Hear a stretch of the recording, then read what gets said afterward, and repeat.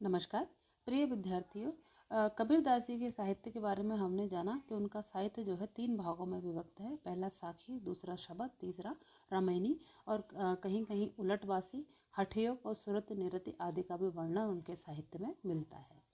तो साखी के अंतर्गत विरह के अंग से ये दोहे लिए गए हैं, उसका हम आज व्याख्या करेंगे कि कबीरदास जी ने अपनी आत्मा को तो गृहिणी स्त्री के रूप में माना है, नायिका के रूप में माना है, प्रिया के रूप में माना है, और उस ईश्वर को प्रियतम के रूप में या नायक के रूप में उन्होंने चित्रित किया है कि कोई गृहिणी आत्मा, जीवात्मा है जो अपने प्रिय से मिलने के लिए, उस परमात्मा से मिलने के लिए बेचैन है, व्याकुल है।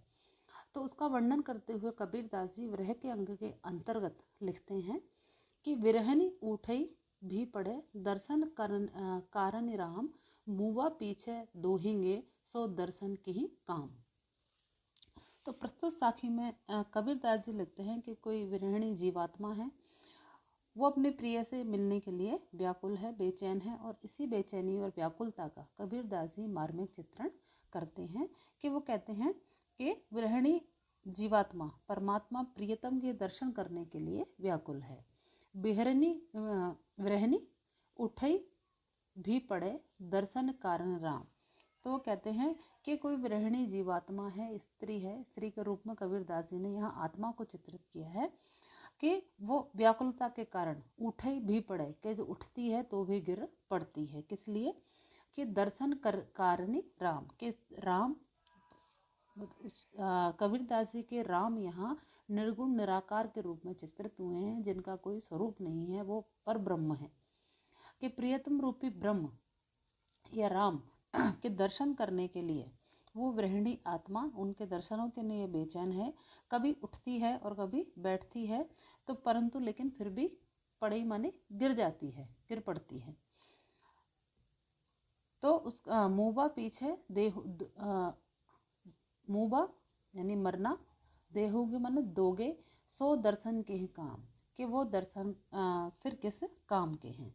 तो कबीरदास जी का कहने का आशय ये है, इस दोहे का भावार्थ ये है कि विरहिणी जीवात्मा परमात्मा प्रियतम के दर्शनों के लिए बेचैन है। दर्शन कारण राम, कि राम के श्री राम के दर्शन करने के लिए वो विरहिणी जीवात्मा कभी तो उठती है, उठाई भी पड़े, कि उठती है उनको देखने के लिए, लेकिन विरह से उसका शरीर जो है, विरह व्यथा के कारण, व्याकुलता के कारण उसके शरीर में इतना शक्ति नहीं होती कि वो सीधे उठ जाए, लेकिन व्याकुलता में विरह के कारण वो गिर पड़ती है। तो कबीरदास जी कहते हैं कि उस ऐसी स्थिति में कि जब उसका शरीर त्रस्काय हो गया है और साधना करते करते वो गृहिणी आत्मा जो है बेचैन है, व्याकुल है, श्री राम के दर्शन करना चाहती है, तो वो कहती है कि मुआ पीछे देहुगे सो दर्शन के काम, कि उसका धैर्य छूट रहा है कि मरने के बाद यदि परमात्मा दर्शन देंगे सो दर्शन के काम, कि फिर वो दर्शन किस काम के हैं, कि उसके उन दर्शनों का क्या लाभ जो मरने के या मृत्यु के पश्चात मिले। कि मुआ पीछे देहूँगे सो दर्शन के काम, कि मरने के पश्चात यदि आप मुझे दर्शन दोगे तो वो दर्शन किस काम के हैं, कि आपके विरह में या व्याकुलता के कारण मेरी स्थिति मरणासन हो गई है।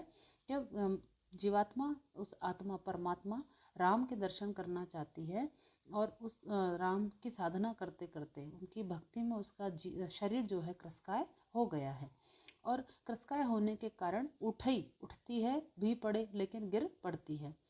कि श्री कृष्ण के दर्शन करने के लिए वो जीवात्मा उठने का प्रयत्न करती है, लेकिन फिर भी गिर पड़ती है। तो वो कहती है कि मुआ पीछे देहूँगे, कि मरने के पश्चात यदि आप मुझे दर्शन दोगे तो वो दर्शन फिर किस काम के हैं। तो प्रस्तुत दोहे में कबीरदास जी ने साखी में कि विरह की जो व्याकुलता है उसका वर्णन उन्होंने किया है। शब्दों की आवृत्ति होने से अनुप्रास अलंकार है। आगे मुबा पीछे जान मिले, कहे कबीरा राम, पाथर घाटा लोह सब तब पारस गिणे काम, कि अगले साखी में भी कबीरदास जी ने इसी व्याकुलता को, इसी आक्षेप को, कि ईश्वर के प्रति वो आक्षेप लगाती है या उलाहना देती है जीवात्मा, कि कहती है कि हे राम, मुबा पीछे जान मिले, कि मरने के पश्चात कहे कबीरा राम, कि कबीरदास जी श्री राम को, उस परमात्मा को संबोधित करते हुए कहते हैं, स्वयं को वो अपनी आत्मा को प्रियतमा मानते हुए, स्त्री रूप में मानते हुए, नायिका मानते हुए कबीरदास जी ये लिखते हैं कि मुबा पीछे जान मिले कहे कबीरा राम। कबीरदास जी कहते हैं कि हे राम, मरने के बाद मुझे दर्शन देने मत आओ, मेरे मरने से पूर्व ही आओ। कि मरने मुबा पीछे जिन मिले, कि यदि मरने के बाद यदि तुम मुझे मिलोगे तो वो मेरे लिए व्यर्थ, तुम्हारा दर्शन जो है, तुम्हारी प्राप्ति भी मेरे लिए व्यर्थ हो जाएगी। क्योंकि पाथर घाटा लोह सब तब पारस किणी काम। पाथर पत्थर, लोहा माने लोहा, घाटा माने समाप्त हो गया। कि यदि संपूर्ण पत्थर और लोहा यदि समाप्त हो जाए तो पारस कोणे काम, कि फिर पारस पत्थर किस काम का। कहने का आशय ये है कि यदि पारस पत्थर की तलाश में अन्य पत्थरों को रगड़ते रगड़ते जब सारा लोहा समाप्त हो जाए तो उसके बाद पारस मिलने से क्या लाभ है।